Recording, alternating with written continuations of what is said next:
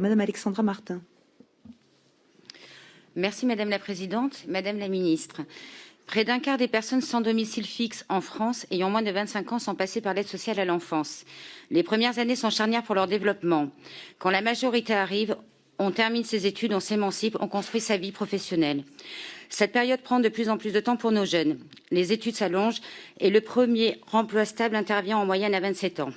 Les difficultés que rencontrent tous les jeunes à cet âge sont encore plus grandes pour ceux qui ne possèdent pas de capital social, qui n'ont pas l'appui de leurs parents, d'une famille.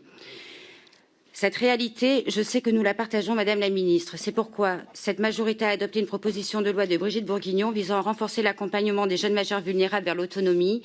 Cette PPL permettait de repousser l'âge limite des contrats jeunes majeurs de 21 à 25 ans afin de mieux prendre en considération cette problématique.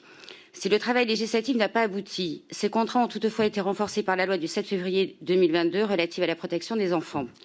Aujourd'hui, les départements ont la possibilité de prolonger les contrats jeunes majeurs de 21 à 25 ans. S'il s'agit d'une simple faculté à la main du conseil départemental, celle-ci apparaît essentielle au regard des difficultés que ces jeunes traversent, notamment dans la poursuite d'études supérieures. Récemment, la décision du département Loire-Atlantique de supprimer cette possibilité a suscité l'émoi justifié des acteurs du secteur qui savent combien cette aide est vitale et importante. Laisser la possibilité à ces jeunes de construire une vie stable en leur donnant les armes nécessaires est un investissement pour l'avenir, pour une société plus juste et équitable.